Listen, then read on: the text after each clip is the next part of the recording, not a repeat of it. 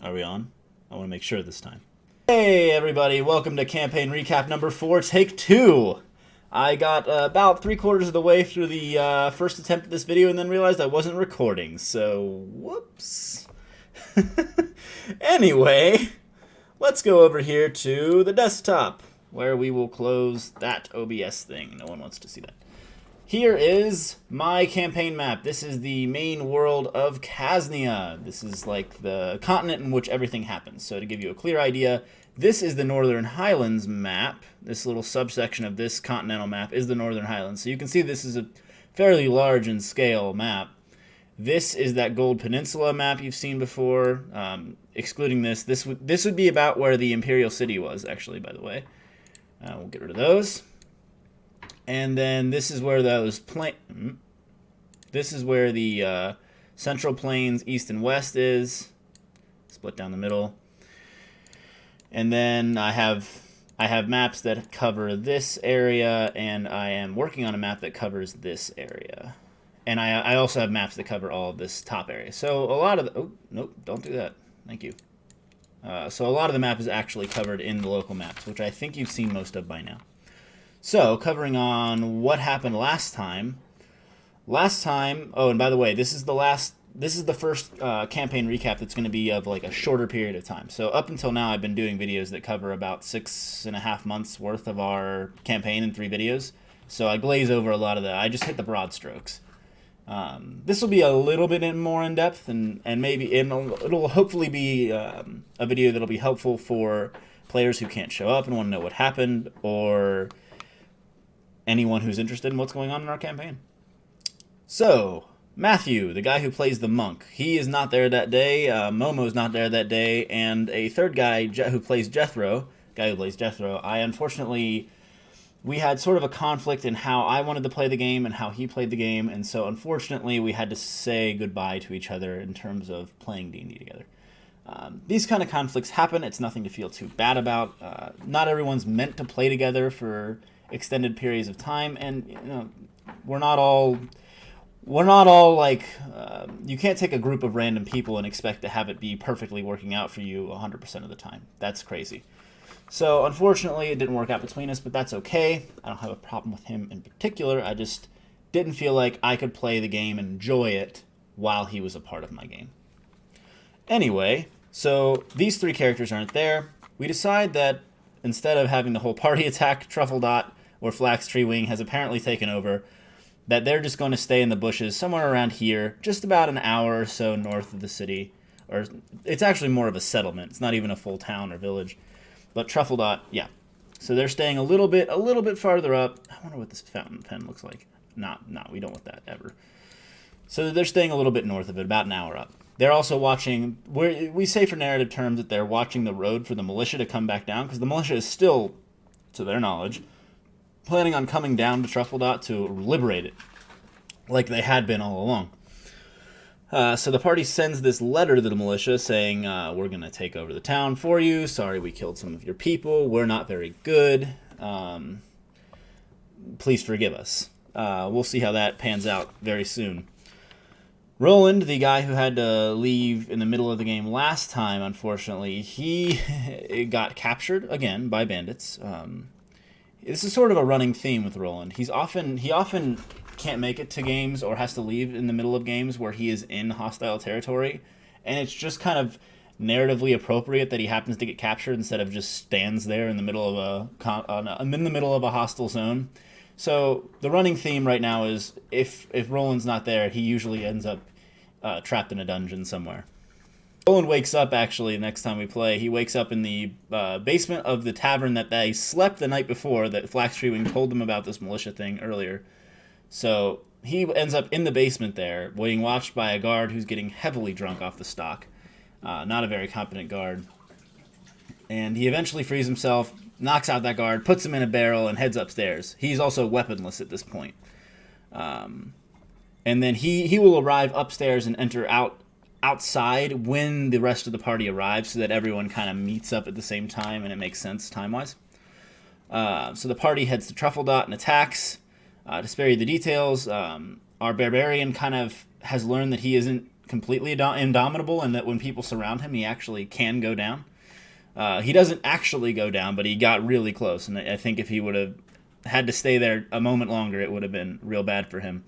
But they are successful. They capture the guy in the basement in the barrel. They just go pick him up afterward, and they kill everyone else, or the other bandits flee, except for Flax Treewing, who they capture just in time before he's able to escape. So the militia begins. Once that happens, the militia has arrived, and they basically say, no, you're bad. We're going to go ahead and arrest you. Remember, Truffle Dot's right here on this continental map.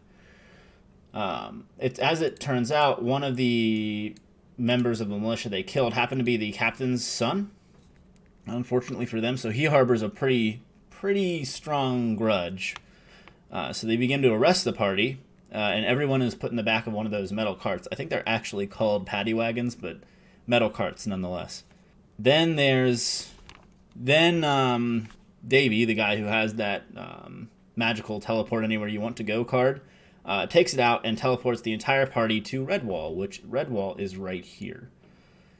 You may be thinking, wait a second, the whole party agreed that we weren't going to do that. In fact, the entire party had agreed that they're going to deal with the giants around here, and given that they had agreed that, I had been planning for that.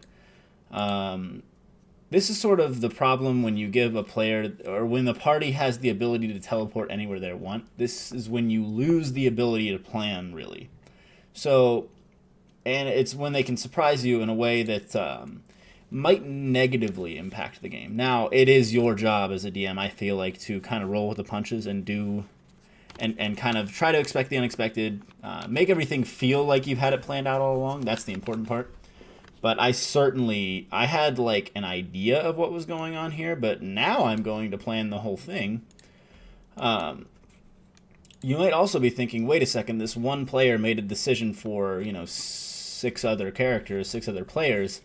How does that work out in real life and in the game? So in real life, I imagine some of the other players will have a problem with this, given that this was going to be kind of just dropped on them. And then some of the other characters' reactions, I feel like in this sort of a situation should be fairly pissed. Like, Davey has basically, instead of teleporting them to this place right here, the Thundering Tops, which is very close and away from the militia, and then going to do all the missions up here, he instead teleported the party way... Oh, come on. Alright, well, that's going to be there forever, I guess. I'm so curious why you can't actually... Oh, I did it! Hey, look at that! So, players should have a problem with this. A character should have a problem with this, because...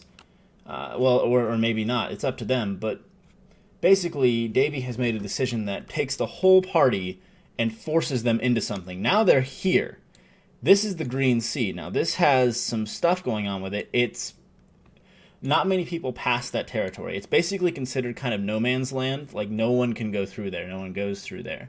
And these mountains are considered very dangerous. There aren't any real roads that pass through them. So they're pretty much cut off from the whole part of the world that they've ever seen. This is somewhere they've never been, and they are far away from home. So if you're one of the characters in this thing, I'm not sure how you get past that in terms of how you can't have a conflict with this character.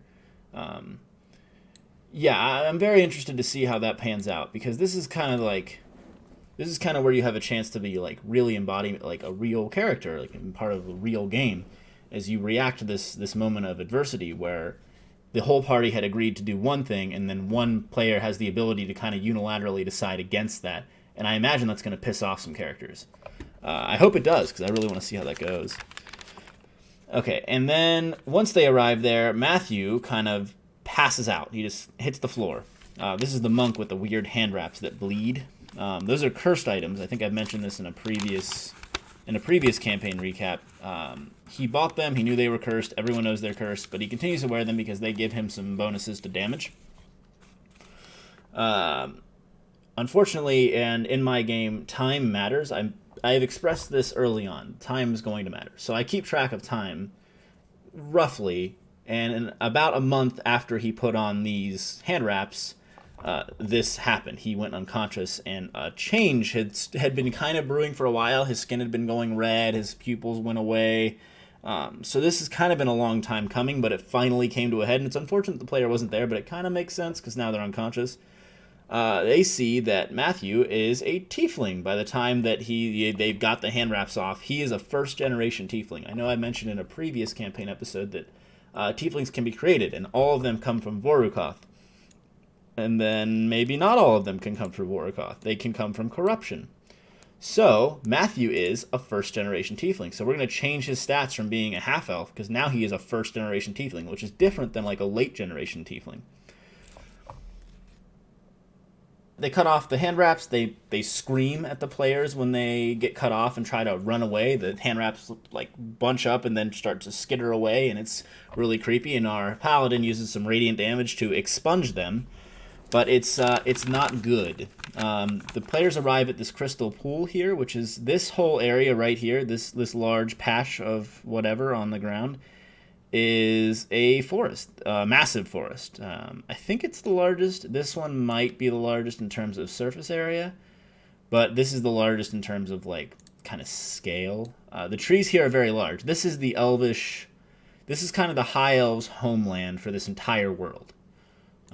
The elves started out in this forest. The gods made this forest for the elves. So it's where they call home. Given that magic has been very important there, but like I said, magic had been taken away from the world up till now. So now with it bleeding back, magic seems to be coming back. This crystal pool, a dwarf patrol finds the party as they're kind of camping and mentions, "Oh, you noticed the crystal pool? That started working again. That started doing something about 4 days before their arrival."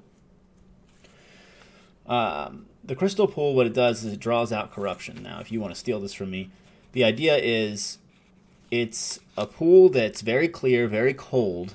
There are these large rainbow-colored fish that live in the water, and when you go into it with wounds or whatever, the large fish kind of suck up the corruption or pain or suffering or whatever, and the pool heals you like a long rest if you spend some time in it.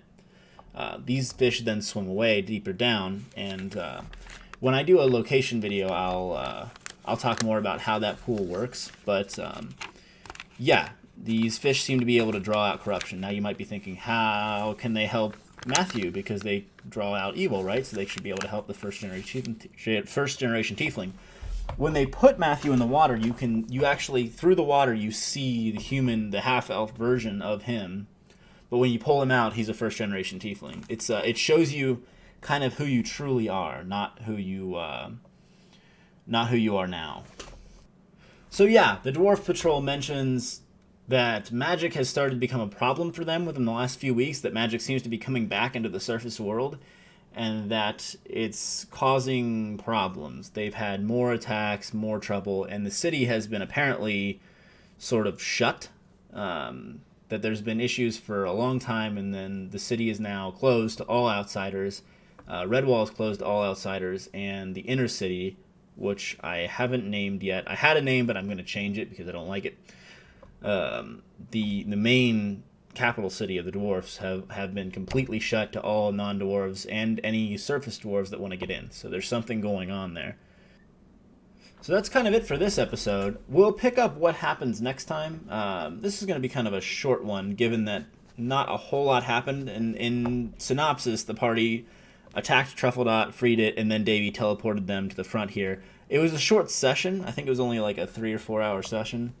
Because combat took a long time, there really wasn't much story development. It was all pretty much attack Truffledot and then teleport here. And I didn't want to proceed too far without the rest of the players. So that's pretty much it for now. I will put out more of these, hopefully more frequently. But for now, thanks for watching, and I'll have to see you later.